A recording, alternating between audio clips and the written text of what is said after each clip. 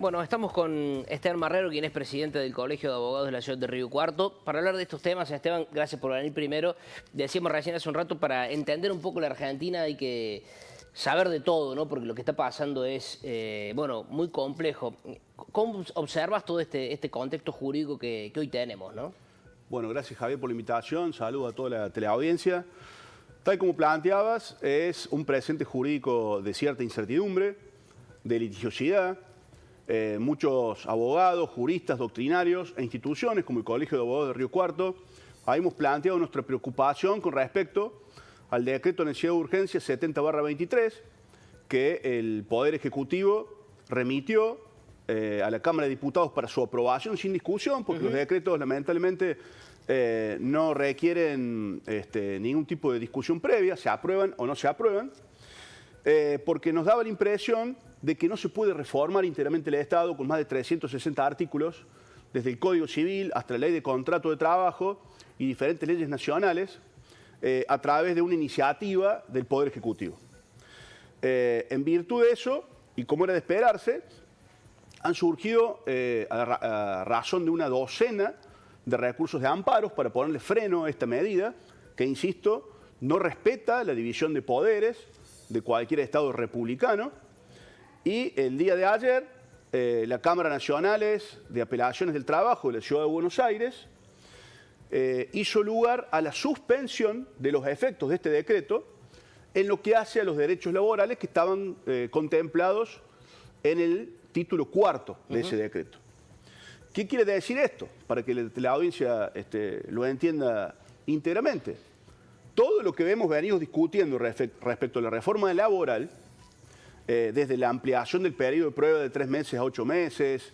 Las indemnizaciones. Las indemnizaciones, la posibilidad de que no sea compulsivo el aporte solidario a los gremios que se le descuentan de los recibos de sueldo, límites al derecho a huelga y demás modificaciones que introduce el decreto quedan sin efecto. Se retrotraen a la fecha anterior de la entrada en vigencia del decreto, que fue a partir del viernes pasado, de modo tal que hasta que se resuelve el fondo del asunto, que todavía no hay sentencia al respecto, y el fondo implica, Javier, saber si es constitucional o inconstitucional ese decreto, queda, como decía recién, virtualmente sin efecto. En esto, bueno, se habla de cuestiones de competencia, que a lo mejor el lego, la gente común no la entiende, digo, que no está metido. Se habla del contencioso, ¿por qué en la Cámara Laboral y no en el contencioso administrativo? En el fondo también hay cuestiones de mucho perete y rosca, digo, pero en términos procesales, ¿por qué se presentaba esa discusión? En realidad, como bien planteadas, hay una discusión actualmente porque no está firme la concesión del amparo que ha hecho la Cámara Nacional de Apelaciones del Trabajo de Buenos Aires respecto a qué competencia debe entender sobre ese amparo. Entiende el Poder Ejecutivo Nacional que no es la vía laboral, la acorde para entenderlo, sino que es la vía contencioso administrativa. Por eso el Procurador del Tesoro, el doctor Barra, ya adelantó que esto no está firme, que lo va a apelar, que tiene que dirimirlo la vía contencioso administrativa. Todo indica que la Corte Suprema de Justicia va a ser la que haga en última instancia de árbitro.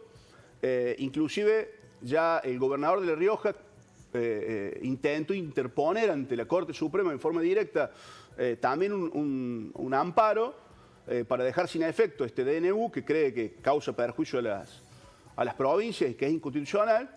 Y la Corte Suprema lo que plantea es que no lo va a tratar en forma muy escueta en enero, que se encuentra de feria, y que cuando reanude la actividad, normalmente a partir de febrero, recién ahí va a entender sobre el asunto para sentar jurisprudencia. Así que habrá que esperar la decisión de la Corte Suprema en definitivo, porque no creo que quede firme este recurso de amparo al cual se hizo lugar, pero insisto, hasta tanto esto ocurra, los efectos en lo que hace al derecho laboral quedan suspendidos.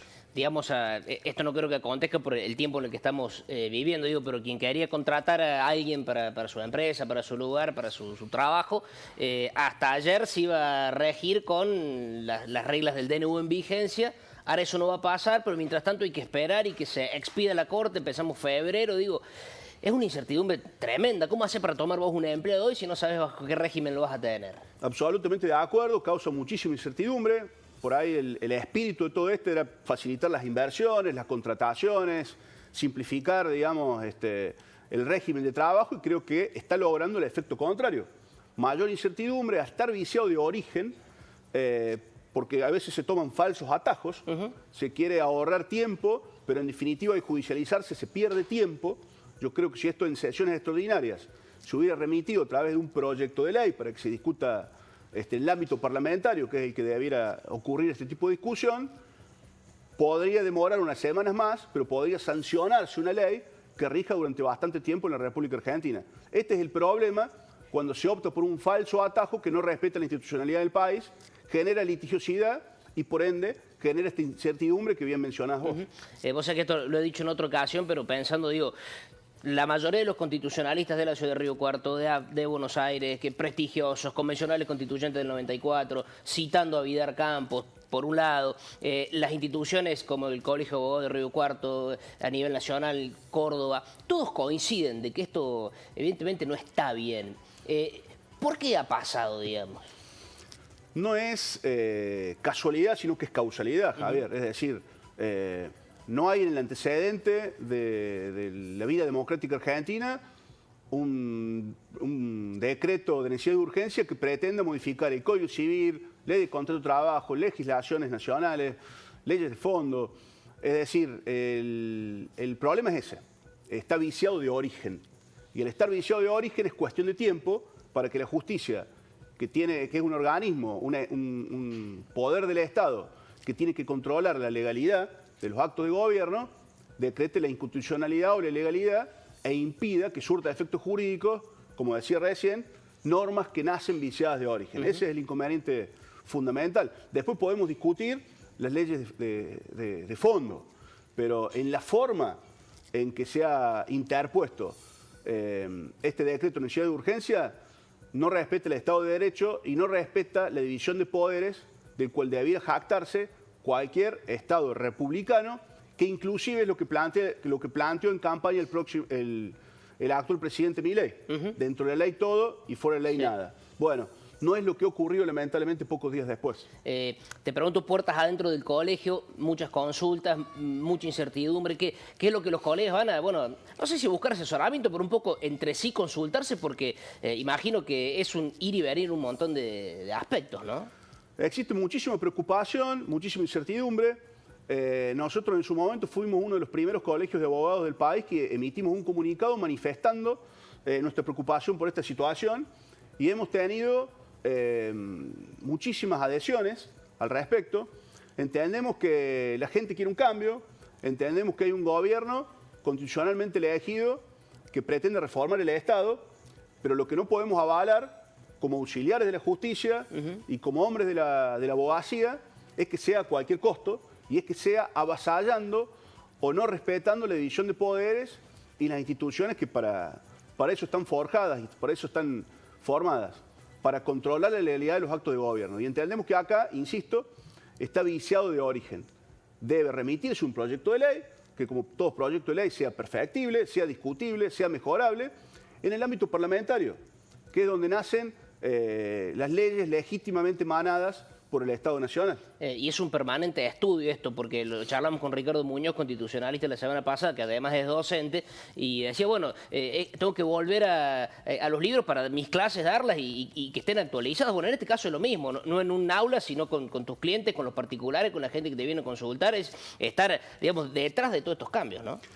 Sí, pero lo más preocupante es la incertidumbre que genera, porque ni siquiera los propios ciudadanos saben qué leyes los regulan.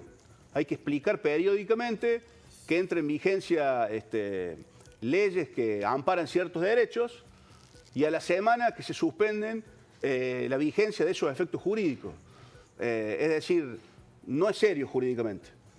Y lo lamento profundamente porque me parece que es época de estar a la altura de estos tiempos en donde la gente necesita certidumbre, necesita políticas serias y fundamentalmente, y como decíamos recién, respeto a la institucionalidad y a la división de poderes. Solamente así se construye un país con certidumbre, con previsibilidad y con seguridad jurídica, que debería ser a la que todos aspiramos, incluyendo, por supuesto, también a quienes tienen máxima responsabilidad, que son nuestros gobernantes. Totalmente.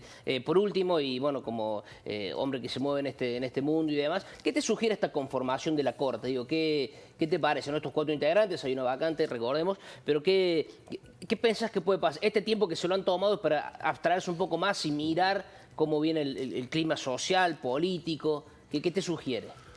Yo creo que la Corte juega políticamente también. Es un actor político, independientemente de que es el máximo tribunal y debiera velar por el cumplimiento irrestricto de nuestra Constitución Nacional. Y yo creo que está un poco apuntado eso, como bien planteas, creo que especula para ver cómo es el clima social, qué efectos genera este decreto en sus primeros días de vigencia.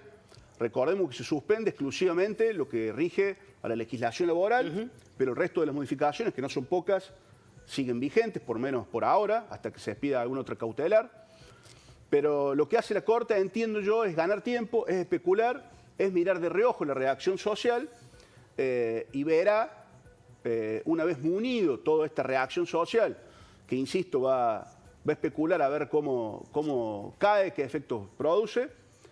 Después va a dirimir en consecuencia, pero va a ganar unos 40 días de vigencia de decreto y entiendo que le va a servir un poco también para ver un termómetro que le permita fallar o resolver especulando en ese sentido.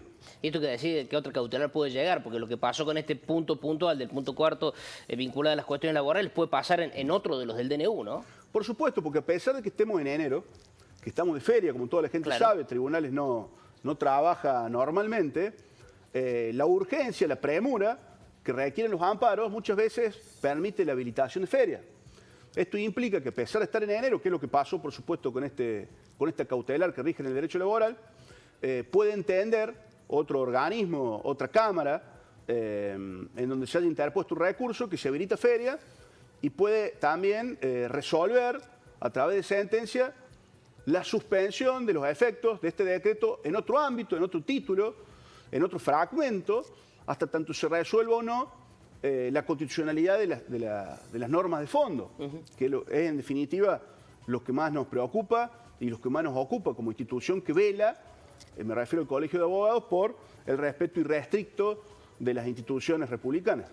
Esteban, gracias por venir. Sabemos que están con mucho trabajo y con esto de estar permanentemente al tope de la actualización de estas cuestiones, pero bueno, nos enriquece lo que nos comentas porque la gente del otro lado también interpreta de buena manera y desde un ente como es el colegio tan prestigioso, de venir tan raro al menos que tenemos como país, ¿no? Al contrario, Javier, gracias por la invitación y a disposición. Bien. Mechi.